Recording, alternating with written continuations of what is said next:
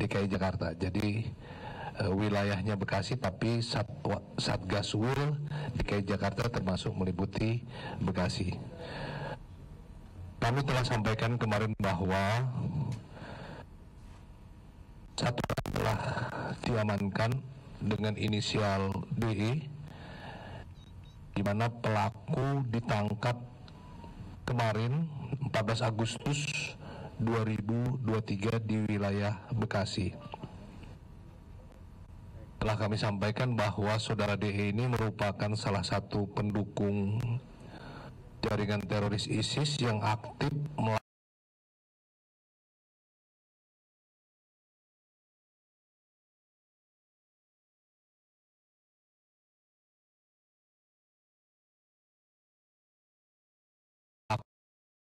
melakukan propaganda, posting di medsos berupa poster digital berteks pembaruan bayat dalam bahasa Arab dan bahasa Indonesia kepada pemimpin ISIS. Kemudian juga pelaku memiliki senjata senjata yang di depan rekan-rekan ini, senjata api, baik senjata pabrik maupun senjata rakitan. Ada 16 pucuk senjata, 11 laras pendek dan 5 laras panjang Jadi saya ulangi, ada senjata yang rakitan dan ada yang senjata yang pabrik Kemudian selain 16 pucuk senjata, juga ada magazen, beberapa magazen dan amunisinya, amunisinya. Kemudian juga di situ ada PC komputer yang masih didalami dan beberapa barang bukti lain. Nah, saat ini tersangka DE telah diamankan oleh Densus 88, kemudian Densus 88 Anti Teror Polri masih mendalami, masih mengembangkan kasus ini Baik, untuk lebih detail penjelasannya kami persilakan Kombes Aswin untuk memberikan penjelasan. Waktu dan tempat kami persilakan. Assalamualaikum warahmatullahi wabarakatuh. Terima kasih, Jenderal. Mohon izin menambahkan sedikit.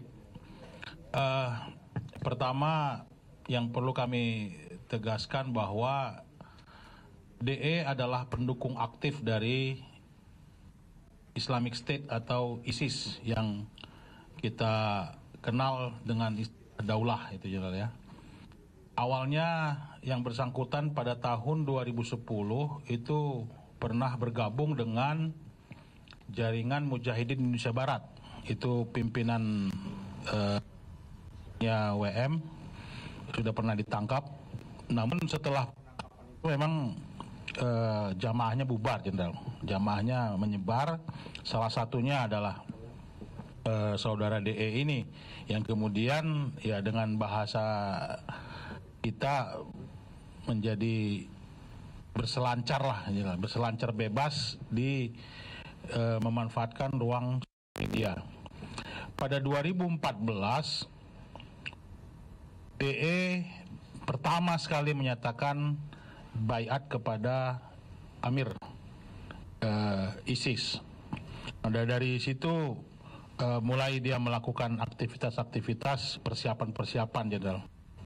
Jadi yang bersangkutan melakukan latihan, kemudian melakukan pengumpulan peralatan-peralatan yang dibutuhkan. Nah, yang bersangkutan itu memang sangat aktif di sosial media sampai beberapa akun sebelumnya itu sudah di-report dan ditutup oleh Facebook maupun YouTube karena diduga mempropaganda aksi terorisme. Namun yang bersangkutan seperti biasa yang lainnya berganti akun lagi, kemudian dia memposting lagi dan lebih private belakangan ini. Sekitar 3 minggu ke belakang, ini puncaknya bahwa yang bersangkutan terlihat girohnya semakin tinggi dengan menyebarkan ajakan atau himbauan untuk amaliyah atau untuk melakukan aksi terorisme, sehingga pesan-pesan itu disebarkan secara private menggunakan timer message, sehingga ketika sampai di si penerima itu dibuka dan langsung hilang dari server atau dari jaringan. Nah, ini sedang kita dalami postingan-postingannya atau private message itu dikirim ke siapa saja itu, Jenderal.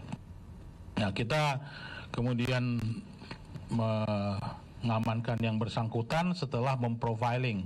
Yang bersangkutan memiliki juga akun di marketplace ya, di salah satu akun penjualan online yang dikamuflasekan oleh yang bersangkutan untuk penjualan diecast gitu ya, mainan militer yang berkaitan dengan perlengkapan. Ada gear, ada baju taktikal, perlengkapan taktikal, kemudian ada lain termasuk senjata ini. Nah, dalam pemeriksaan setelah ditangkap kemarin, dalam pemeriksaan yang bersangkutan menjelaskan bahwa memang yang bersangkutan terinspirasi karena memiliki giroh setelah melihat aksi pemberontakan atau perlawanan dari Mako teroris di Mako. Ini dalam keterangannya ini masih kita dalami, Jenderal, sehingga yang bersangkutan melakukan latihan ya, sudah beberapa kali melakukan latihan ya, kemudian memiliki rencana atau niatan untuk melakukan aksi kembali ke Makobrimob yang di Kelapa II dan Makobrimob yang di Jawa Barat, juga terhadap beberapa markas tentara yang sudah dikenali atau ditandai, diprofiling oleh yang bersangkutan. Nah, dari sini kita kemudian melakukan penggeledahan ke rumah dan kita sangat dikagetkan dengan barang bukti yang kita temukan pada hari ini. Seperti tadi yang Jenderal jelaskan, di antara senjata tersebut ada 4 yang memang pabrikan, ada 5 yang modifikasi, Jenderal, modifikasi dari air gun menjadi senjata api penuh, itu ya.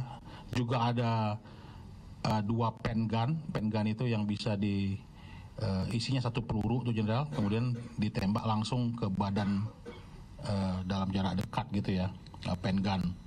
Dan yang lainnya nanti mungkin bisa kita tunjukkan pada saat selesai konferensi pers ini.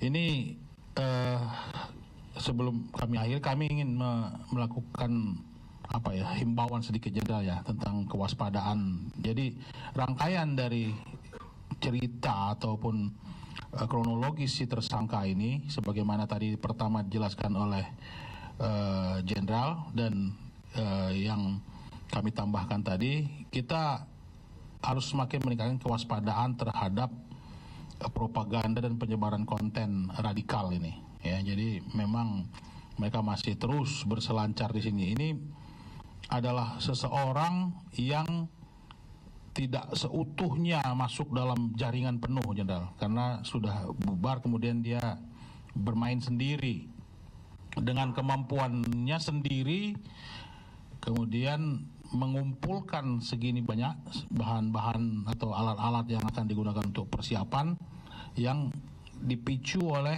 ideologi radikal tersebut. Nah, yang kedua, bahwa pergerakan kelompok ISIS, pendukung ISIS dan jamaah-jamaah yang atau kelompok-kelompok yang mendukung ISIS ini tidak pernah berhenti, meskipun tidak terlihat di mata kita mereka berkumpul, tidak melakukan aktivitas kelompok, tetapi perorangan juga ada ternyata, seperti DE ini. Nah, ini yang harus kita menjadi pembelajaran baru juga untuk kami dan kita semua nih, Jenderal. Dengan adanya senjata ini, mari kita lihat bahwa bukan cuma senjata pabrikan yang berbahaya, tapi modifikasi yang dari senjata air gun ataupun airsoft gun itu juga dapat ditingkatkan menjadi senjata api dengan kemampuan atau dengan keahlian seseorang gitu. Nah ini dalam konteks ini mungkin kita perlu kerjasama nanti dengan beberapa Polda juga, Jenderal, termasuk Polda Metro di mana wilayah hukumnya ini untuk mengungkap bagaimana ini bisa terlaksana atau perdagangan airsoft gun-nya, kemana nanti menjualnya dan sebagainya. Nah, saya kira kerjasama dari Densus dengan berbagai pihak akan semakin diintensifkan untuk mencegah dan menangkal paham radikalisme, kemudian peredaran senjata api yang sampai menyasar atau masuk ke dalam kelompok-kelompok pendukung Islamic State atau ISIS dan kelompok teror lainnya. Dari kami cukup demikian, Jenderal. Nanti akan kami coba terangkan setelah ini. Mungkin dari barang bukti yang ada bisa kita tanya jawab. Baik, terima kasih Pak Aswin. Tadi dijelaskan oleh Pak Aswin ya, bahwa kasus ini ditangani oleh Densus 88, tetapi juga tentu akan ada kerjasama dengan Polda Metro Jaya terkait dengan senjata api ya, karena ini ditangkapnya di wilayah hukum Polda Metro Jaya terkait asal-usul senjata api ini. Tadi dijelaskan bahwa senjata ini adalah sebagian senjata rakitan dan juga beberapa yang merupakan senjata pabrikan. Nah tentu ketika kita bicara senjata pabrikan ini akan dilihat apakah senjata ini terdaftar legal atau ilegal. Jadi kalau dari senjata yang pabrikan yang terregister, ada nomor registernya, bila senjata ini legal maka akan tercatat di Polri ya. Tapi kalau dia ilegal tentu kita akan telusuri asal-usul dari mana senjata api ini berasal. Baik, ada pertanyaan dari teman-teman media? Nah, silakan topik dulu ya, satu-satu ya.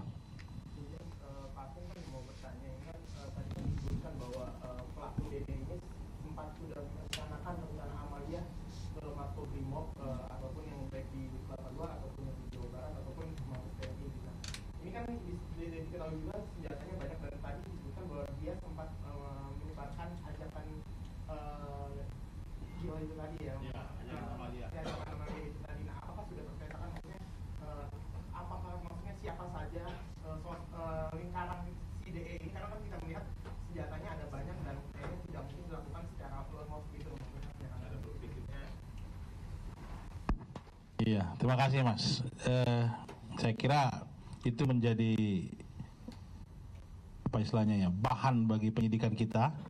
Kita masih mendalami keterkaitan yang bersangkutan sebagaimana biasa dengan kelompok-kelompok ini. Kita akan runut balik ke belakang ya, ke masa-masa awal rekrutmen yang bersangkutan sampai dengan pengembangan dia menjadi seperti ini.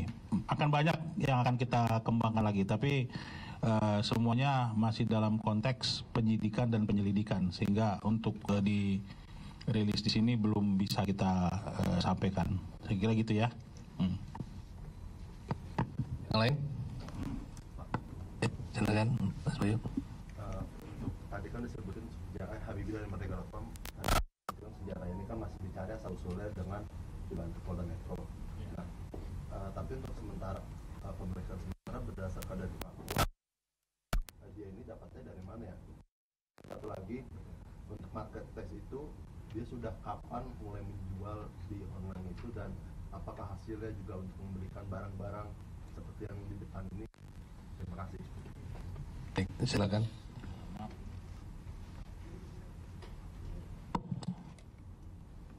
Baik, marketplace itu yang bersangkutan ini kan karyawan BUMN ya. Jadi dari sisi pendapatan ataupun kehidupan, saya kira gaji atau itu sudah cukup dia. Kita mendalami ya hasil dari aktivitas marketplace tersebut, apakah itu untuk membeli bahan yang pertama, karena dia juga jual beli di situ. Kemudian keuntungan dari penjualan itu dia pakai untuk mengupgrade, ya, dari biaya untuk mengupgrade misalnya dari air gun menjadi senjata api, itu biayanya berapa gitu. Itu karena dia memerlukan alat-alat atau komponen lain. Kemudian yang bersangkutan juga menawarkan juga ke orang. Marketplace ini masih didalamin oleh penyidik, termasuk transaksi-transaksinya semuanya, besaran uangnya, akun-akun yang melakukan interaksi dengan akun yang bersangkutan. Nah, ini masih dalam proses penyelidikan dan penyidikan oleh petugas Densus 88. Apakah akan bekerjasama dengan PPATK terkait aliran dananya atau gimana?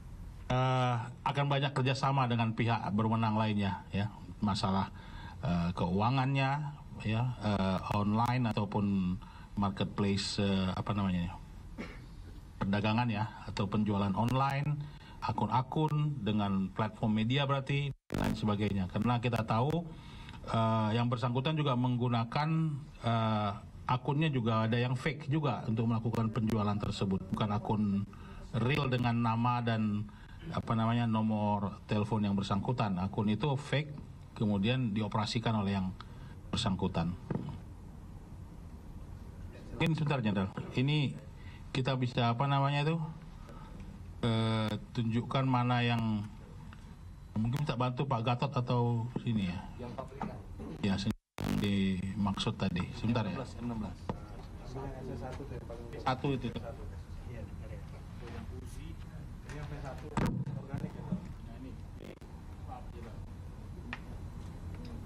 Ini udah kosong dong. Ya, tidak ada dari diperiksa oleh penyidik. Nah, ini kalau kita lihat dia sudah menempeli label label ISIS di senjatanya, ya. Ini senjata pabrikan ini. Pabrikan ini saya kira nanti akan ditelusuri oleh penyidik Densus dengan bantuan rekan-rekan di Polda Metro dari mana nih asal nih. Ini pabrikan, ya? Di pabrikan ini. Senjata jenis FNC. Pistol. Kedua. Yang dua Uzi. Rakitan. Nomor 2. Rakitan. Kanan. Atasnya.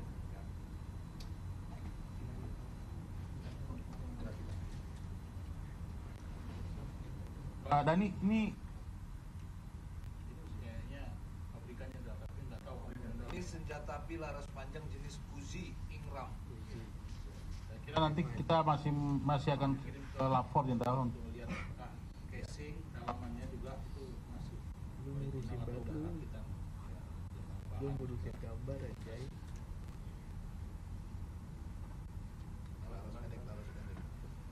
satu lagi yang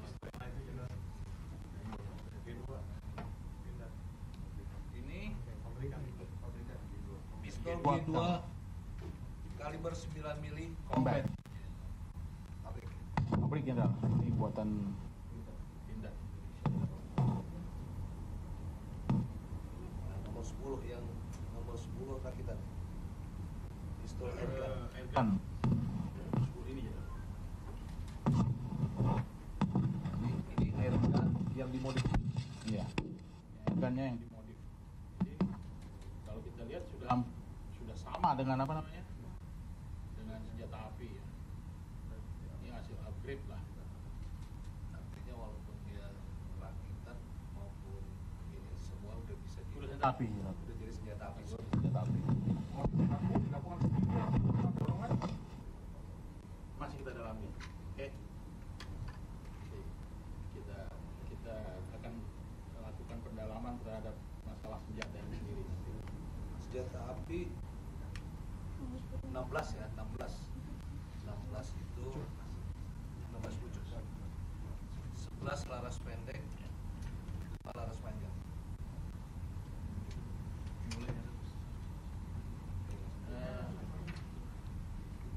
Ini, ya, wajah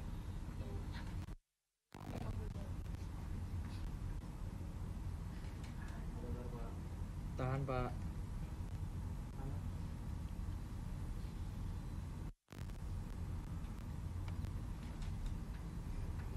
Ya,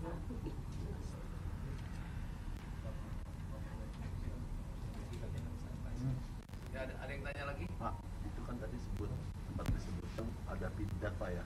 Kalau untuk masyarakat sipil apakah memang bisa membeli secara umum senjata dari pindad itu? Saya kira masalah regulasi senjata kita nggak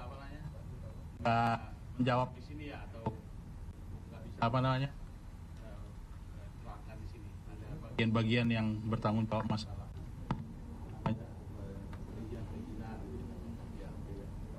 Nanti kita ya, Tadi udah saya jelaskan bahwa tentu ini masih didalami. Ketika senjata itu senjata pabrikan itu ada registernya ya. Maka nanti akan dilakukan pemeriksaan dari nomor register itu apakah dia terdaftar di Polri ya. Kalau dia terdaftar tentu pemegang senpi itu siapa bisa tahu. Tapi kalau dia tidak terdaftar berarti senjata itu ilegal. Senjata pabrikan tapi ilegal. Paham ya bedanya? Jadi senjata api kalau dia legal ya itu pasti terregister.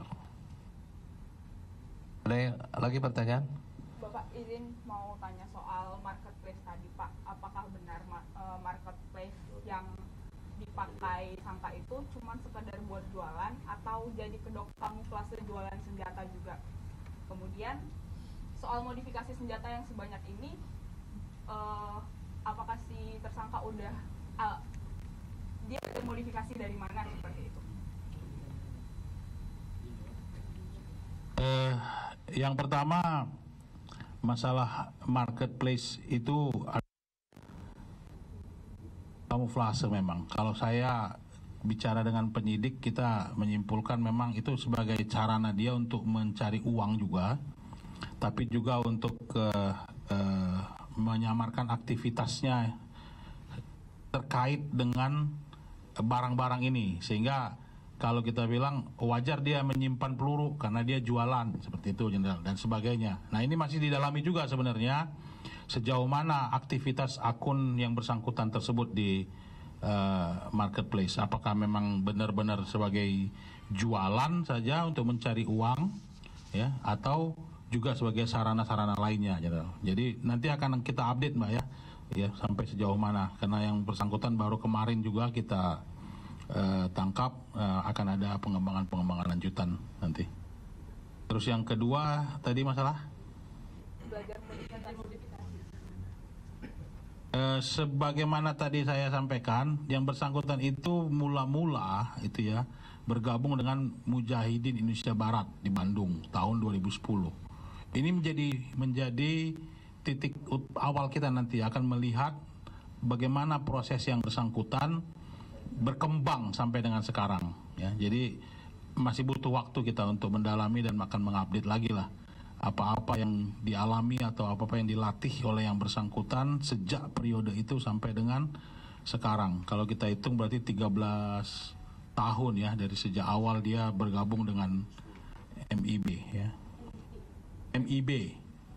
MIB itu di barat, MIT itu di timur. Nah, mereka ini kemudian semua adalah pendukung Ansor Daulah ya. Satu lagi ya. Mbak Leli udah. Udah dua ya. 1, 2. Lagi dari kantor Berita Antara, tapi sebelumnya Pak, mungkin kalau saya jika saya salah, yang ingin saya tanyakan adalah banyak di media sosial meragukan, mempertanyakan keabsahan dari, maksudnya bukan keabsahan, cuma mereka meragukan dengan senjata api ini apakah benar atau rekayasa. Karena ada narasi yang bilang senjata jenis AKS 47, kaliber 7 kali 2 sekian ppm, tapi ternyata yang ditampilkan adalah AK-AM. Intinya di media sosial meragukan apakah ini hanya rekayasa atau bagaimana senjata api ini benar, karena seorang yang memiliki sebanyak ini apakah mungkin seperti itu. Mungkin ada tanggapan dari kepolisian. Baik, kita nggak membahas sosial media atau tanggapan sebenarnya ya, karena penyidikan punya langkah-langkah yang akan dibuktikan di pengadilan mengenai asal usul barang buktinya, Jenderal. Jadi barang bukti ini semua disita, ada berita acara penyitaannya dan penggeledahannya, ada saksi-saksi di sana, ada prosedur yang menentukan barang bukti tersebut adalah milik atau dikuasai oleh si tersangka yang dikenakan pasal pelanggaran pidana tersebut ya. Jadi saya kira saya nggak pengen membahas apa namanya itu medsos ya seperti itu, tapi prosedur penyidikan ada caranya untuk menentukan alat bukti ini milik siapa sebelumnya. Mengenai kepastiannya tadi sudah saya sampaikan bahwa antara casing, spare part isi dalam dan lain-lainnya ini masih akan dibawa ke mana? Ke laboratorium untuk diteliti apakah ini asli dalam bahasa artinya total semuanya adalah bahan pabrik ataukah sudah ada perubahan, tambahan. Nah ini akan butuh waktu. Hanya memang kalau terlihat casing dari luar seperti itu ya seperti itu. Saya mungkin tidak ahli senjata misalnya. Saya mau menyebutkan yang mana Uzi tadi seperti tadi. Oh ini seperti ini. Uzi ini mungkin ada banyak tipe juga. Saya juga nggak bisa melihat. Makanya penyidik menyimpulkan setelah menerima laporan pemeriksaan nanti dari laboratorium. Ini senjata apa, isi dalamnya apa, casing luarnya apa, dan seterusnya. Jadi saya kira prosedur itu adalah prosedur pembuktian yang dimiliki oleh penyidik. Nanti akan dilengkapi satu persatu ya dari proses yang sedang berjalan sekarang. Gitu. Satu lagi. Pak, saya mau nanya juga, kan tadi kan diketahui kan yang bersangkutan ini kan merupakan karyawan dari BUMN PT KAI. Nah kan tadi kan disebutkan bahwa pada 2010 dia bergabung dengan MIB dan 2014 dia berikrar kepada ISIS. Nah, apakah prosesnya itu terjadi sebelum dia bergabung dengan PT KAI atau itu terjadi pada saat dia sudah menjadi karyawan PT KAI, dan apakah nantinya akan ada langkah antisipatif dan maksudnya dari Densus untuk memeriksa rekan-rekannya itu yang pertama. Yang kedua sama ini kan disebutkan ada narasi juga yang menyebutkan bahwa ini apakah ini niat amaliyah karena menjelang pemilu atau memang rencana itu terlepas dari pemilu karena tadi emang dia tiba-tiba semakin meningkat aja rencana atau kira untuk amaliyah itu sendiri. Ya jadi yang pertama tadi apa bilangnya? Proses itu setelah dia. Iya, jadi dari catatan tentang status karyawannya, dia itu bergabung 2016 sebagai karyawan PT KAI. Jadi setelah dia awal tadi pertama dia bergabung dengan MIB di Bandung, itu ya menjadi jamaah si WB, saya bilang itu WM yang sudah ditangkap itu. Kemudian 2014 dia menyatakan baiat tunduk kepada Amir ISIS. Kemudian 2016 baru dia terdaftar sebagai karyawan PT KAI ya. Tapi mungkin nanti penyidik punya dokumen-dokumen yang akan membuktikan itu semua. Yang kedua, pemeriksaan ini berbeda dengan strategi Kamtibmasnya ya. Saya kira akan ada pencegahan, kegiatan pencegahan dan lain-lainnya yang akan melibatkan banyak sekali stakeholder. Kita juga selama ini sebenarnya melakukan ya dengan berbagai pihak, dengan BUMN juga melakukan kerjasama untuk menangkal penyebaran paham radikal ini di BUMN. Itu mungkin beberapa berita sebelumnya juga disampaikan mungkin ya, ada tentang karyawan-karyawan yang lain yang pernah terlibat, kemudian kita melakukan kegiatan-kegiatan pencegahan ke BUMN tersebut. Saya kira secara umum seperti itu ya jawabannya ya. Nanti kita akan lakukan pendalaman lagi. Siapapun, ini tidak menyangkut masalah temannya sebagai sesama karyawan gitu ya. Siapapun yang terkait dengan jaringan kelompok yang telah dinyatakan sebagai kelompok terlarang atau kelompok teroris, ini akan berhadapan dengan kita secara penegakan hukum.